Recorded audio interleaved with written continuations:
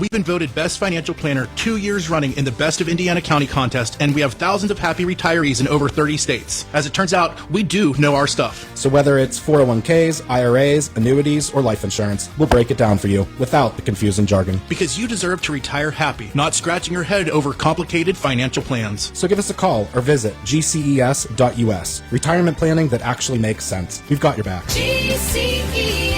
Advisory services offered by Encompass More Assets Management, LLC, and SEC-registered investment advisors. Registration with the SEC does not imply a certain level of skill or training. GCES earned the rating of Advisor of the Year on July 31st, 2024, based upon voting done from 4/12/2024 through 4/26/2024. The contest was created and administered by bestofindianacounty.com. GCES did not pay bestofindianacounty.com or participate in the creation of the contest or results calculations of the voting.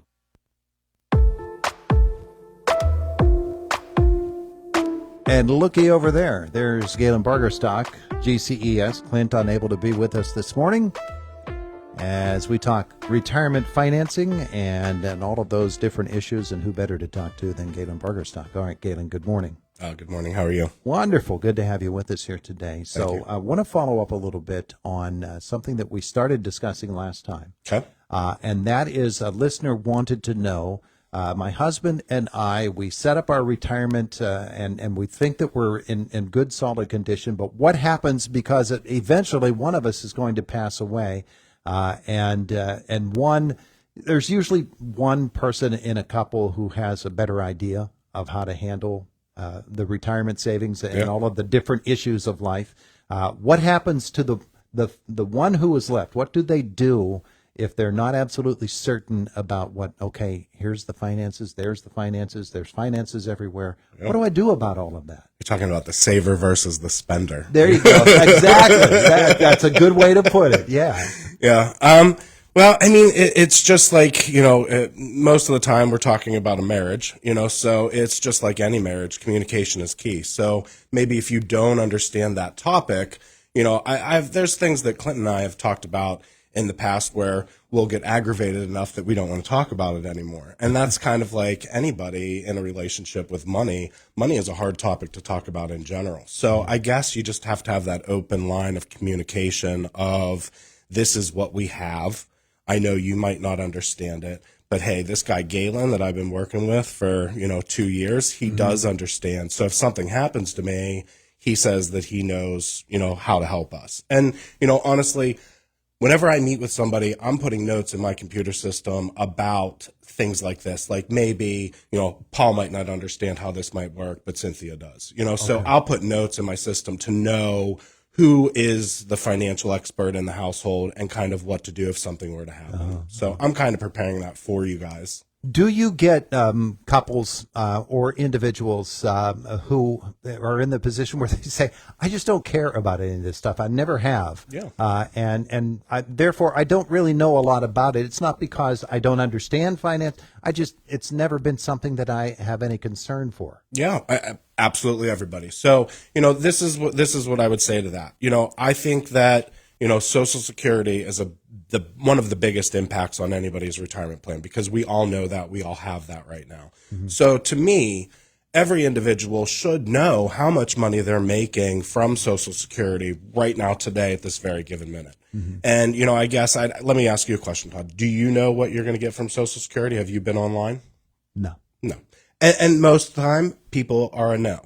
Every once in a while, you get that letter, and the letter tells you, it's a pretty comprehensive letter, but you never know when that letter's ever going to come, if it's ever going to come again. Exactly. And the day and age that we live in today, Social Security wants everybody to go online. And if they weren't broke, I'd ask them for a sponsorship, because I promote this. Everybody should go to ssa.gov and create an account, because it's very important to know how much money you're getting from Social Security, because on my side, with that being most likely a third of a person's pension, sometimes half, if you don't have a pension, it's important for me to know what that dollar amount is. And with today's technology, cell phone, 5 minutes, you can go online and create an account in Social Security, and you can know, because that is your personal number with them. Yeah. A lot of couples will be kind of unbalanced. He has a job that doesn't have a pension at all, and so they scrape away and they save through IRAs or 401ks or whatever it is that they do. I don't even know what the terms are. Yeah. So I'm the one that doesn't care. And she, on the other hand, might have a job that has a nice pension or in a lot of cases, she started out in the job and there was a really nice pension, then pensions migrated to some other form, but there is something coming from over there that his employer doesn't provide. So that there's that unbalance. The unbalance and the unknown, and it's scary for everybody. No matter if you're, the saver or the spender in the relationship, it's going to be scary for both of you guys to understand what's going on.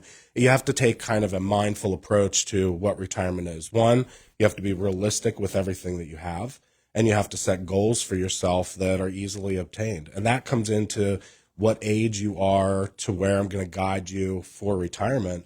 Also, I've been meeting with a lot of people from Indiana that are already retired that have questions about, hey, I'm already retired.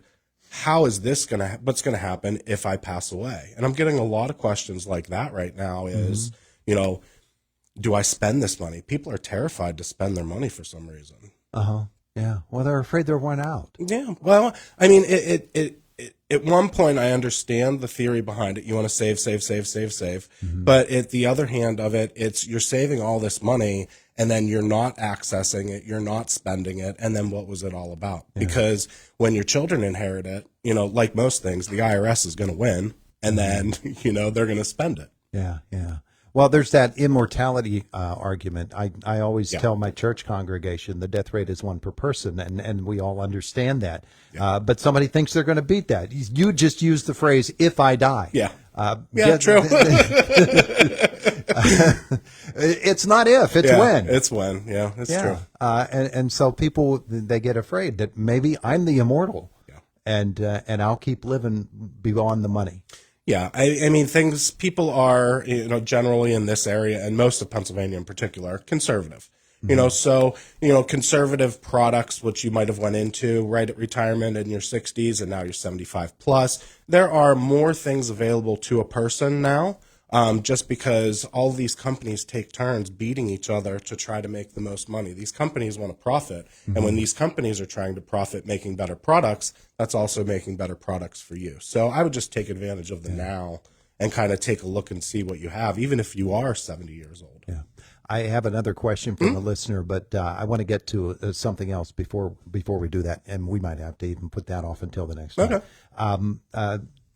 You call it sort of bipolar savings. What is that? What are you referring to when you say that bipolar nature of bipolar nature? Well, it's being realistic and then also being really obscene and being obscure with it. I mean, you have to have very set, concrete, realistic goals of what you want to happen into retirement. But then real life is actually going to hit you, and you have to learn to sidestep with it and move with life and kind of keep your goals, but don't beat yourself up if you buy that $6 Starbucks coffee by accident again when it's going to cost you $1,000 extra a year.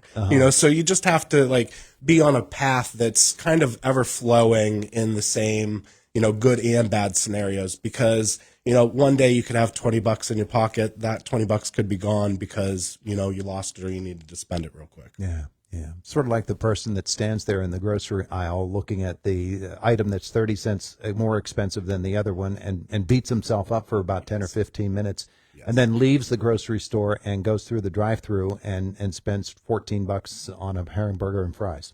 Exactly. And nowadays, if that $20 is already gone if you walk in that grocery store. Just for walking in. Just for walking in.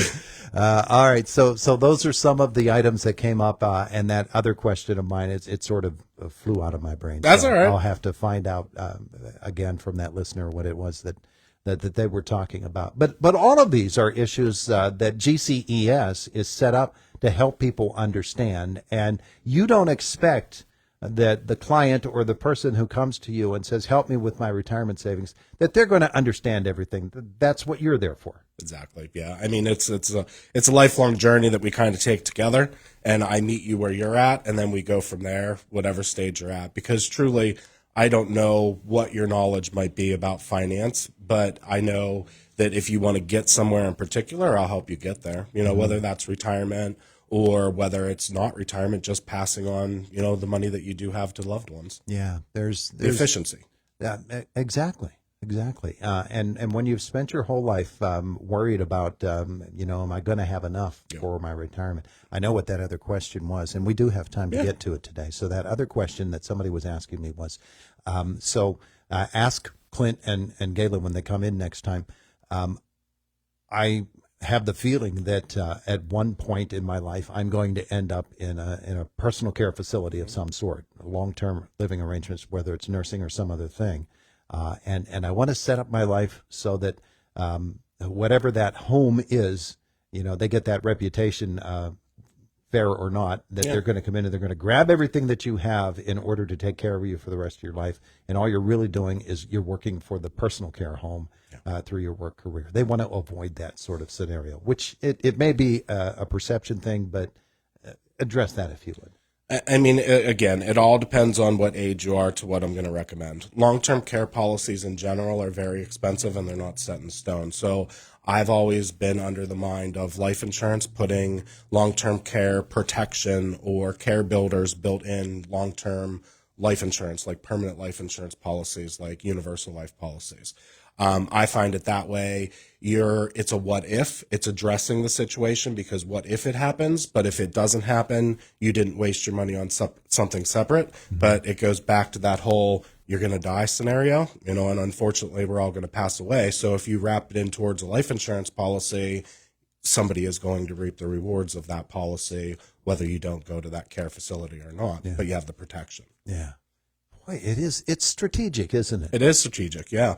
And I like that one for a survivor benefit too, because usually survivor benefits on pension are just spouse to spouse, where life insurance can trickle down and you can leave that to a cat. You can leave it to whoever you want. So there's much more available for you to do with that money in life insurance. Yeah, that strategy is going to kick in whether you're in your 20s, whether you're in your 30s, your 40s, your 50s, whatever it is, the strategy will kick in and it will change depending upon the age and the work life that you have left. It's going to change, and the younger you are, the cheaper it also is. So if you get into the policy in your early 30s, I would say early 30s is the best time.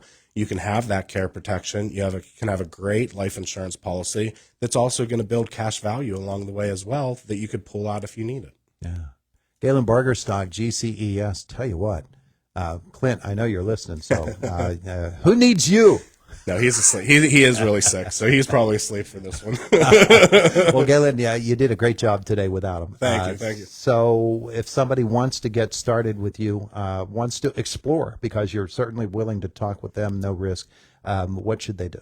Give us a call, 724-915-0000, or just pop into the office. I've actually been in the office twice where people just popped in. It's kind of nice. Yeah. It's not a delivery. It's just somebody randomly coming in wanting help. Very nice. Very nice. Thanks, Galen. Appreciate it. Thank you. Have Galen a good one. Bargerstock. It's GCES. It's the voice of Indiana County, WCCS 101.1 FM, AM 1160, WCCSradio.com.